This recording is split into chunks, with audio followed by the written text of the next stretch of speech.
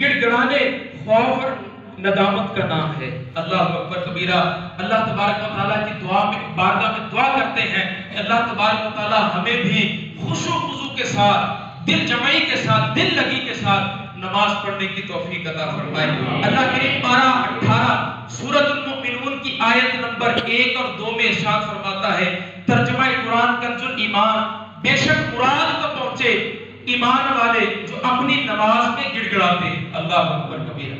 مراد کو پہنچنے والے جو نماز میں بھی کھڑے ہوتے ہیں اور رب کی بارگاہ میں خشوع و خضوع کا اظہار بھی کرتے ہیں، ان کا دل بھی رب کی بارگاہ میں حاضر ہوتا ہے، ان کے اعضاء بھی رب کی بارگاہ میں حاضری دیتے ہیں، اور ان کی آنکھیں بھی چھلکتی ہیں، ان کی پیشانی پر سجدوں کا نور ہوتا ہے، ان کی پیشانی میں سجدے مچل رہے ہوتے ہیں، اور ان کے دل بھی اللہ کی حضوری میں کھڑے ہوتے ہیں، ان کے اعضاء بھی اللہ کی حضوری میں کھڑے ہوتے ہیں، اور ان کی آنکھیں اللہ کی بارگاہ میں آنسوؤں کو گرا کے آنسوؤں کا جھرنا جاری کر کے اللہ کی بارگاہ میں عرض کرتی ہے کہ مولا دیکھ، تیرا بندہ بھی تیری بارگاہ میں حاضر ہے، اس کا دل بھی تیری بارگاہ میں حاضر ہے، اس کی اعضاء بھی تیری بارگاہ میں حاضر ہے، اس کی آنکھیں بھی تیری بارگاہ میں حاضر ہے، اس کا جگر بھی تیری بارگاہ میں حاضر ہے، بلکہ سارا بندہ ہی تیری بارگاہ میں حاضر ہے۔ تو اللہ تبارک و تعالیٰ ایسے بندے کی نماز کو قبول بھی فرماتا ہے اور ایسے نمازی کی نماز پر نظر رحمت بھی فرماتا ہے۔ تو اللہ تبارک و تعالیٰ ہمیں خشوع و خضوع کے ساتھ، دل جمعی کے ساتھ نماز پڑھنے کی توفیق عطا فرمائے۔ تفسیر صراط الجنان میں جلد نمبر 6 صفحہ 496 پر ہے کہ ایمان والے خشوع و خضوع کے ساتھ نماز ادا کرتے ہیں، اس وقت ان کے دلوں میں اللہ کریم کا خوف ہوتا ہے اور ان کے اعضاء ٹھہرے ہوئے پرسکون ہوتے ہیں۔ میرے میٹھے پیارے اسلامی بھائیوں، پیارے پیارے آقا مدینے والے مصطفیٰ صلی اللہ تعالیٰ علیہ وآلہ وسلم کی نماز کا عالم، سبحان اللہ۔ ہم بھی حضور کے دیوانے ہیں، بولے تو صحیح ہے، ہم بھی حضور کے دیوانے ہیں۔ چلے آقا کا انداز نماز سنتے ہیں۔ پیارے آقا مدینے والے مصطفیٰ صلی اللہ تعالیٰ وسلم کے نماز پڑھنے کا انداز کیا تھا؟ اللہ اکبر کبیرہ۔ حضرت سیدتنا اما عائشہ صدیقہ طیبہ طاہرہ زاہدہ عابدہ مفتیہ رضی اللہ تعالیٰ عنہا فرماتی ہیں کہ پیارے آقا مدینے والے مصطفیٰ صلی اللہ تعالیٰ وسلم ہم سے اور ہم آپ سے گفتگو کر رہے ہوتے، لیکن جب نماز کا وقت ہوتا تو ایسے ہو جاتے گویا آپ ہمیں نہیں پہچانتے اور ہم آپ کو نہیں پہچانتے۔ اللہ اکبر کبیرہ۔ ایسا انداز تھا میرے آقا صلی اللہ تعالیٰ وسلم کا نماز پڑھنے کا۔ حضرت سیدنا ابراہیم خلیل اللہ علیہ نبینا علیہ السلام جب نماز کے لیے کھڑے ہوتے تو آپ کے دل کی دھڑکن 2 میل کی مسافت سے سنائی دیتی تھی۔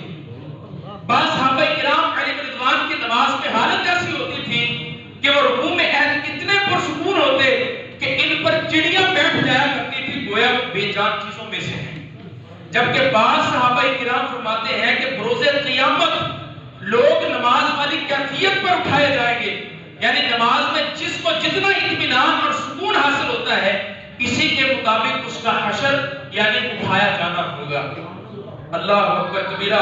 حضرت سیدنا عبداللہ بن مبارک رحمۃ اللہ تعالیٰ علیہ فرماتے ہیں کہ مجھے اپنے بچپن میں دیکھی ہوئی ایک عبادت گزار خاتون اچھی طرح یاد ہے کہ جس کی نماز کی حالت یہ تھی کہ میں نے اس کو نماز کی حالت میں دیکھا تو بچھو نے اسے 40 ڈنک مارے۔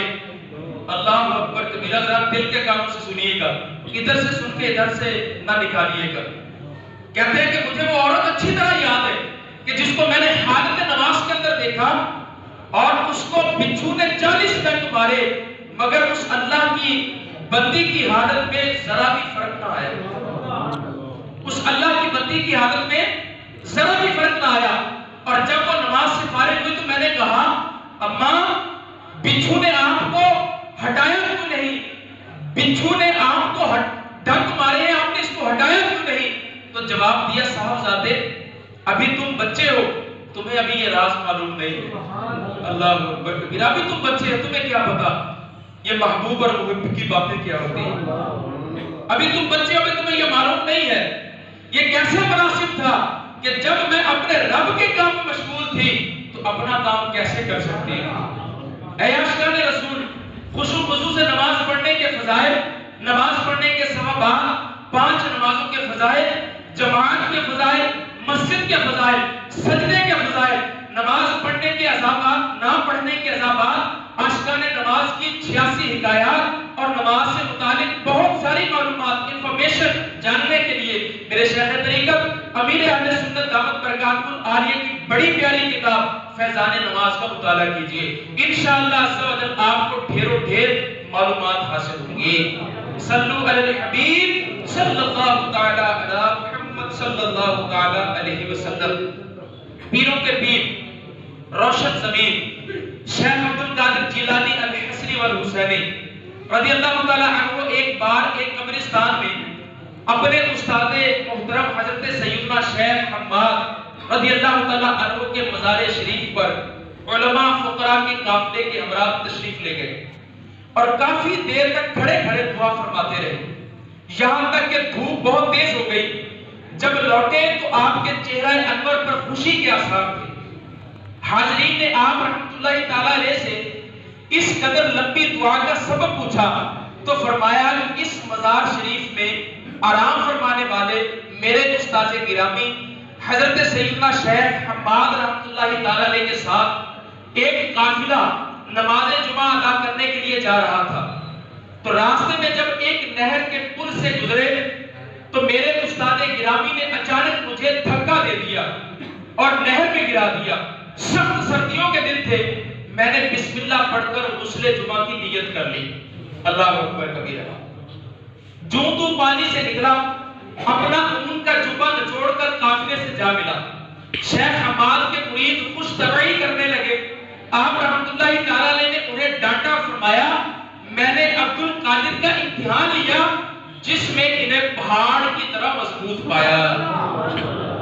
غوث اعظم رضی اللہ تعالی عنہ نے مزید فرمایا کہ میں نے اپنے استاد گرامی کو ان کے مزار کے اندر اس حالت میں دیکھا کہ ان کے پاس ہیرے جواہرات کے لباس موجود تھا، اس میں ملبوس تھے، سر پر یاقوت کا تاج پہنے ہوئے، جو ان کے سر پر تاج تھا، ہاتھوں میں سونے کے کنگن اور پاؤں میں سونے کے نالین شریف تھے۔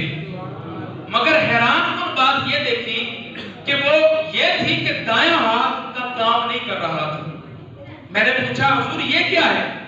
تو انہوں نے فرمایا کہ یہ وہی ہاتھ ہے جس سے میں نے تمہیں نہر میں دھکیلا تھا، کیا آپ مجھے معاف کرتے ہو؟ تو جب میں نے معاف کر دیا تو انہوں نے کہا کہ آپ اللہ کی بارگاہ میں دعا فرما دیجئے۔ تو کہا اللہ تبارک و تعالیٰ میرا یہ دایاں ہاتھ درست فرما دے، لہٰذا میں نے اللہ تبارک و تعالیٰ کی بارگاہ میں دعا مانگتا رہا اور 5000 اولیاء کرام اپنے مزارات میں آمین کہتے رہے اور میری سفارش کرتے رہے، یہاں تک کہ اللہ پاک نے ان کا دایاں ہاتھ درست فرما دیا، جس سے انہوں نے مجھے خوش ہو کر مجھ سے مسافرہ فرمایا۔ اللہ اکبر کبیرہ، کیا مقام اور مرتبہ تھا، کیا شان و عظمت تھی میرے غوث پاک رضی اللہ تعالیٰ عنہ کی۔ بغداد معلیٰ میں یہ خبر جب مشہور ہو گئی تو سیدنا شیخ حماد رحمۃ اللہ تعالیٰ علیہ کہ بعض مریدین پر دشوار گزرا اور تصدیق کرنے کے لیے وہ دربار غوثیہ میں حاضر ہو گئے، مگر آپ رحمۃ اللہ تعالیٰ علیہ کی ہیبت اور آپ کے جناب کے سبب کوئی بھی بات نہ پوچھ سکے اور نہ پوچھنے کی ہمت کر سکا۔ پیروں کے پیر، روشن زمین حضور غوث پاک رضی اللہ تعالیٰ عنہ ان کے دلوں کا حال پہچان گئے اور خود ہی ارشاد فرمایا آپ حضرات 2 شیخین کو پسند فرما لیں جو آپ کا مسئلہ حل کر دیں۔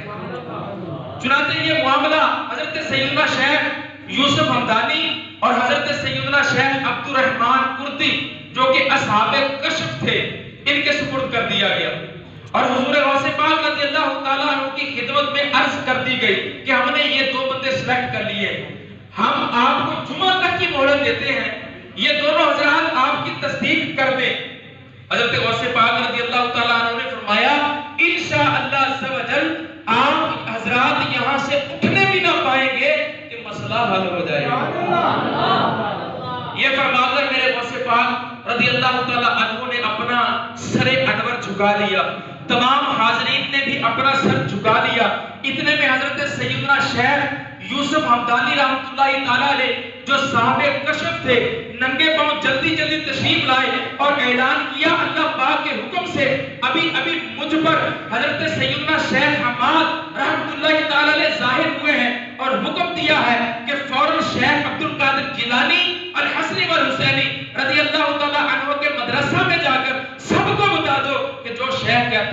सच कहते हैं।